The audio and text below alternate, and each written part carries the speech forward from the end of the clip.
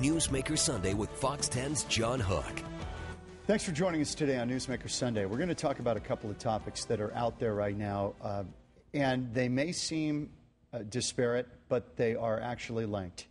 Talking about the high cost of education, we're going to talk about whether college is worth the money, and then we're going to dovetail into bankruptcy, and these two are related. Mark my words. And we're going to talk about it with a very interesting guy, Joseph McDaniel. He is a board-certified bankruptcy attorney. He's a writer, a thinker, a blogger, former chairman of the State Bar. Bankruptcy section. Bankruptcy section, thanks. You got a lot of titles. Good to see you. I got more credentials than a dog has fleas, but I still put my pants on one leg at a time. Okay, now let's talk about how these two things are related. Bankruptcy and the high cost, maybe to some, the unaffordable cost of higher education. As you know, because we talked about this a few weeks ago. Right. As you know, the average cost of going to school at a four-year school in the United States is right around $29,000, which means that a kid coming out of school can very easily have, $120,000 worth of student debt. My champion currently has $350,000 worth of student debt and is making about $20,000 a year, but she's one of the lucky ones because she has a job. Remember, the real unemployment level in the United States is now running at about, and this is the U-6 measure of unemployment, it's one of the official federal measures, is running right around 17%. This is the true number of people out of work. Well, actually, I think it's closer to 25%. But at least the number that we can back up by looking on a federal website is 16.7% plus or minus. With the two hats that you are wearing, one is a blogger talking about education, higher education, whether it's worth the cost, but you're also in the bankruptcy world. And you've talked about two bubbles that are going through our economy right now. Credit card debt is now south of $1 trillion in the United States and moving south. Student debt, student loans, finally broke $1 trillion and is moving north at a remarkably fast clip. Is this Sadly, is this to say that many of these people who have this debt from higher education will end up in bankruptcy at some point because of it? Well, only if they're lucky. Let's work our way through this. First, if you come out of school, what are the chances that you're going to get a job? You're competing with folks who are established because they're out of work, so everybody is working to find a job, and the jobs aren't there. See 16.7% unemployment. If you have, say, $120,000 worth of student loans and you default, several unpleasant things will occur. For instance, student lenders have several superpowers in collection that credit card lenders do not have. Oh, interesting. They can garnish your wages without bothering to sue you first. This is just like the IRS, right? Not only is it like the IRS, in many ways, it's a good deal worse. For instance, student lenders can also intercept a tax refund on its way to you. Nice. Absolutely. So you don't get the choice of where you want to spend your refund. It goes right back to the coffers. Absolutely. It's a great system. Well, in many ways, it is a great system.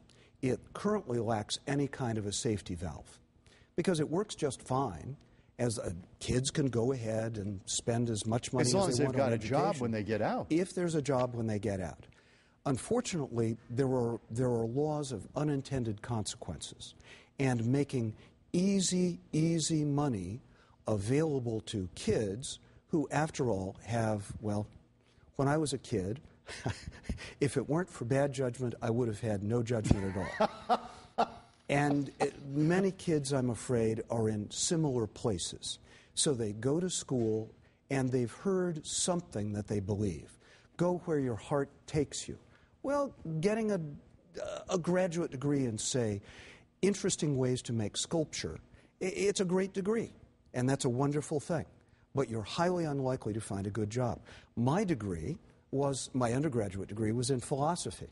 And I came out during a recession as well. And I discovered fairly quickly that following your heart might be a less worthwhile technology than following your wallet, because I got to dig ditches. Now, you're getting into the next part of this conversation, which is a debate that is now going on in our country about, and I think it may have to do with the rise of Bill Gates, Mark Zuckerberg, Steve Jobs, guys who did not graduate from college. There's a discussion going on in this country about whether higher education is worth the cost. Let me throw a couple of things at you. There was a survey recently of 2,100 college graduates. 57% said that higher education failed to provide adequate value in return for the increasingly high cost, which you've talked about. Further, 75% said that college is too costly for the average citizen to afford. 75% said it's too costly. But here we go. Tuition keeps going up, up, up. Well, that'll happen for a while. I mean, there is a fairly obvious, in fact, there are 5 or 6 or 7 obvious repair jobs for this disaster. And mark my words, it is a disaster. We have $1 trillion in student debt. We have massive unemployment.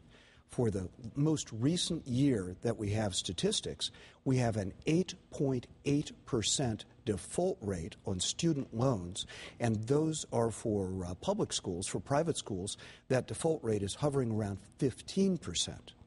Those are horrific numbers when you process the fact that the amount of the debt is, $1 trillion. Now, my memory is that about 80% of that debt is held by Sallie Mae. There has been, as part of this debate, an idea that we should forgive all student loans. I think that's kind of silly. It would fix one problem and create another, kind of like swatting a fly with a television set. It's just a bad idea. And by the same token, there are relatively easy fixes. The easiest fix is the free enterprise system. Let me make this obvious. At some point or another, some little tiny school with a magnificent reputation and name will decide that it's going to take its world-class instructors, it's going to record all of their lectures, which after all are similar year to year to year in most fields, and is going to make those available online to a very large number of people for a very small cost. And as we all know, Amazon and e-books have done a remarkably effective job of competing with bookstores that are made of brick and mortar, see Borders. People, if they have a choice to get more value for less money, make economically rational choices. So you think there will be pressures then to bring the costs of education down over the long haul? No. I think that there is an opportunity, an economic, entrepreneurial opportunity for schools that are intelligent and have love in their hearts, and some avarice in their hearts as well, to go ahead and make all the money in the world by simply putting their educations online, and instead of skinning the sheep, only shearing the sheep. But what does that mean in terms of then the value of that education? If everybody can go get it online, and there's no admission requirement, there's no... You're the one who predicated the no admission requirement. I didn't say there wouldn't be any admission requirement. There's no reason for admission requirements to be any different. The difference is simply the cost of providing an essentially identical service. Now, a whole lot of... And then you've got a test still. You still have to test. Absolutely. Right now, for instance, lawyers in Arizona are required to take continuing legal education. But in Arizona, we get to go to some place like Westlaw and choose from literally tens of thousands of the best talking heads in the business. Westlaw, send me the check. And we get to take our CLE online. It's all online. It's online. Now, we can take live seminars if we choose. There are seminar packages that are essentially seminars in paradise. You can certainly go pick up your CLE in person, live, in Tahiti, and pay a very large amount of money for it. At some point, when the market becomes economically rational, you'll be able to get a college degree online for very little money, And on the other hand, if you want to go to a very expensive brick-and-mortar store so that you can network with other rich kids' children, well, you can do that too. And that is some of the value of higher education, the network that you create. There is some value in that, the people you meet. There is extraordinary value to that. The question is how much? Because if you're coming out with overwhelming, unsupportable debt that's going to run at an incredible interest rate, and if the cost of collecting from you is gigantic, and you become a part of, this is horrifying. Recently, in this same subject area, there has been a huge amount of spectacular brouhaha about student loan debt driving what amounts to prostitution in the United States. Right. We've done a story on it. It is horrifying. There have been stories. This isn't urban legend. This is real stuff. Well, if you go, and there are websites. I checked them out in preparation for this discussion. The most famous, and I'm not doing him any big favor because he got a full hour on Dr. Phil. There are websites like seekingarrangements.com in which old geezers get to find young, non-geezers and assist them economically. The site appears to take out all of the guesswork because the young ladies, some of whom are former Playboy models, but many of whom say, I have huge student debts. And they post their, quote, expectations on the website. A symbiotic relationship, as they say. Well, sugar babies and sugar daddies, and I suspect strongly that that's not the reason that Middle America sent their daughters and sons into school. Let me throw something at you here. We talk about whether the cost of education is worth it. These are some of the findings in terms of the money differential from a high school graduate to somebody with a four-year degree. High school graduate age 25 and older earns on average $26,300 a year. The median college graduate age 25 and older earns $42,000 a year. That's an income premium of $15,500 or 59%. John, have you ever heard the phrase, figures don't lie, but liars can figure? Are you calling me a liar? Oh, God, no. I would never do that. You are a perfect gentleman and a wonderful human being. No, what are you getting you gave at? me some statistics. I don't know how cooked those statistics are. I know that 8 years... Do you sense that that's about right or no? Well, you talked about a median income figure. Is that a median income figure for those who have jobs? I'm assuming they've got some kind of income. I understand. So that leaves out the other half of that population that doesn't have a job. That's a great point. That's a great point. So that's why we have you here. That's why we have you here, Joseph. But let us clarify. No, I was never calling you a liar. Do you? No, I'm just would. joking around. Do you believe though that this degree, this four-year degree, is still a very valuable thing in our society? Sort of. Let's talk about it. If I come out with a four-year degree in philosophy, I know exactly how valuable that is. That let me go to work for my good friend Pancho Willis, who was very gentle and loving when he taught me to use a pick and an Irish teaspoon. And believe me, using a pick in Arizona to dig ditches is pretty interesting, especially when you hit a patch of caliche. You look like the... you really did this? Absolutely. A pick, by the way, requires substantial skill and breath control and balance. A shovel, not so much. And when you hit caliche with a pick, you'll look like the coyote in a Roadrunner cartoon. Boing! After a while, as a matter of fact, you develop a different superpower than my normal superpower. And the different superpower is the ability, for instance, to juggle charcoal briquettes, because this hand no longer has any nerve endings, and this hand has a nice pad of callus from sliding down. So you're talking about burning charcoal briquettes. Okay, absolutely correct. We're going to take a break here. Joseph McDaniel, attorney, writer, thinker, blogger, talking higher education, the high costs of that, student loan debt, and bankruptcy. We're going to get into bankruptcy here in a minute, and that's something many of you know about, unfortunately. Back in a minute on Newsmaker Sunday. Back on Newsmaker Sunday with Joseph McDaniel, and he's an author, he's a blogger, he's an attorney, he's a board-certified bankruptcy attorney. And we've been talking in the earlier part of the program about the high cost of higher education. Some of that dovetails into the bankruptcy discussion that we're about to have, because a lot of kids getting out of college and they've got tremendous amounts of debt. I'm not sure what the average debt is for somebody coming out of 4 years. My guess is it's right around $50,000. But as I've said, wow, that can go north very quickly indeed. Can we talk bankruptcy for a moment? Because obviously we have either been near the top per capita or somewhere around there. And that's partly because we're near the top for trustee sales and mortgage foreclosures. While we were chatting during the break, you had asked me, for instance, whether it was easier to deal with mortgage foreclosures or with student loans.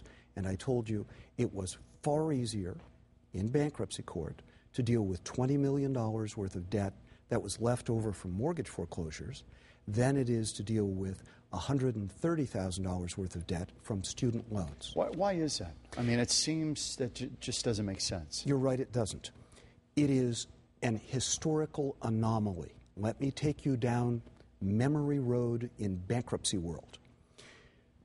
On October 1st, 1979, the new code came into existence. That was the bankruptcy code that I cut my teeth on when I was working for Bankruptcy Judge Majori and Chief Bankruptcy Judge Caldwell. At that point, if a student loan had been due for 5 years and you filed a bankruptcy, you could scrape it off just like any other debt. There was that additional little hoop to jump through, and that acted as a filter to keep out folks who had bad intent with student loans. Mm-hmm. And it worked just fine. As a practical matter, the number of people who file bankruptcies who have bad intent toward their creditors is a vanishingly small percentage. Nobody does it for fun. It's a big fat pain in the neck. And since the 2005 amendments, it's a big fat pain in the neck. Right, it really changed. But at this point, it is very difficult to scrape off student loans because of something called the Brunner test and a statute located at 11 United States Code, Section 523A8. That statute, on its face, is not very troublesome. It talks about undue hardship. But as you know, there is law made by Congress and there is law made by judges. And all of the circuits, as I recall, but one, have adopted the Brunner test, which for student loans is very close to a coffin lid, and a nail. Wow. It's a three-pronged test. Prong one is an inability to maintain a minimal living standard, and that's the coffin. And then we have the lid. The lid is that state of affairs is going to continue indefinitely or for a very extended period of time. So the poor debtor needs to prove that they're not going to make a bunch of money as time goes forward, which is a very difficult thing indeed. Right. The nail in that coffin is that the debtor, who may never have had a job, has made a good faith attempt to make payments. Now, it is extraordinarily difficult, especially when you figure that folks who file bankruptcies don't have the kind of money for litigation that the federal government has. And it's policy to oppose the discharge of student loans in bankruptcy court. We've only got 2 minutes here in this segment. I want to get into bankruptcy, personal bankruptcy here, and we won't tie this to student loan necessarily. How big of a problem is it to get out from under a bankruptcy? If you file, how big of a hangover are you going to be experiencing, and for how many years? Well, my friends in the real estate industry tell me that if you work studiously to improve your credit rating after you file a bankruptcy, you can buy a new home in 2 to 3 years. And that's a pretty impressive kind of statistic. Don't rely on me for that. I'm not an expert in buying and selling houses. I'm a bankruptcy lawyer. But my friends, including my clients, who are experts in real property, tell me that that's the case. You can get back on your feet. Yep. In 2 to 3 years. Absolutely. And some of my clients... And get credit, and get loans, and get a house loan. Well, let's think about that for a second. You can only file a Chapter 7 bankruptcy every 8 years. After a bankruptcy, in many cases, you have no debt whatsoever left over. So you're a good credit risk? If you have a good income, you're a great credit risk because you can't file another bankruptcy for many, many years. And if you have good income, well, where are you going to spend it? On your new debt. What happens to somebody who's in trouble after coming out of bankruptcy and they get into trouble again and they can't file again? Life is difficult for people who don't have a way out. They get to live in the gray market, they get to work for cash, or else in some cases, and I remember an extraordinarily beautiful young woman who was a nurse with a gigantic student loan, who wound up living as an economic pet with her boyfriend, the medical doctor. Now, of course, they couldn't get married because he didn't want to be contaminated. He didn't want to take on the debt, yeah. Well, it was a sad story, but I was delighted that she, at least, was able to find somebody who loved her, who could give her a decent life, even though she wasn't able to function well in her chosen profession. We're back. Some closing thoughts of Joseph McDaniel, board-certified bankruptcy attorney, talking about bankruptcy, also talking about student loans and the high cost of higher education in this country. Back in a minute.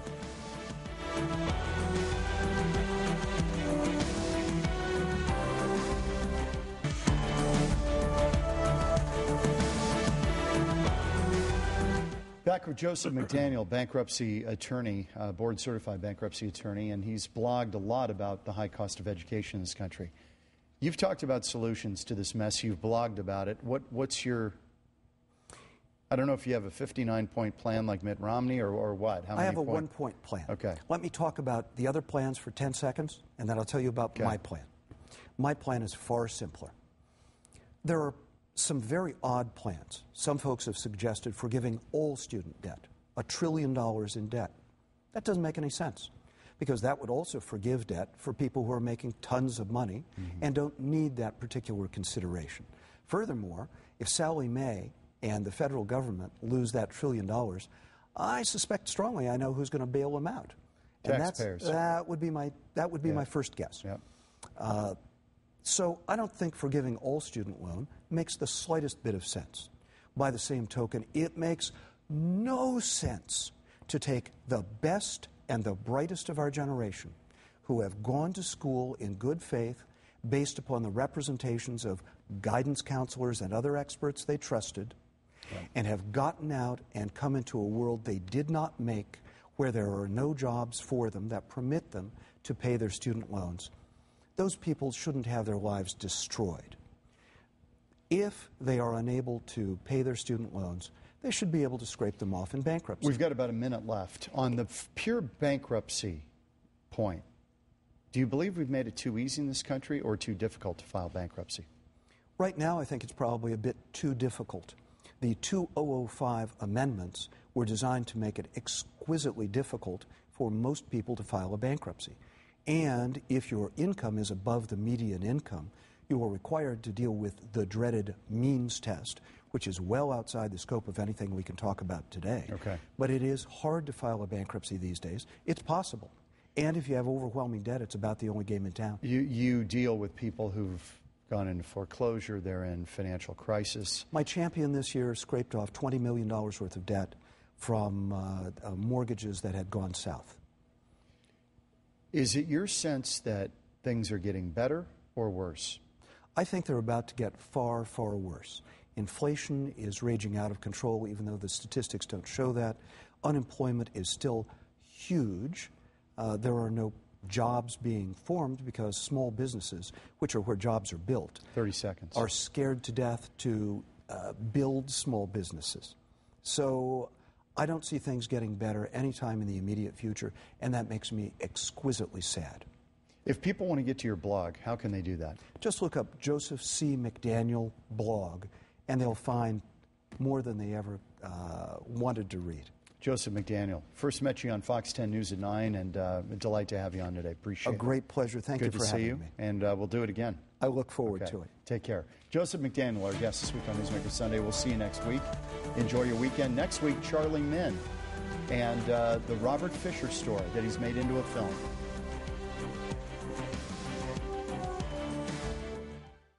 Get myfoxphoenix.com on your iPhone free at the App Store and stay connected.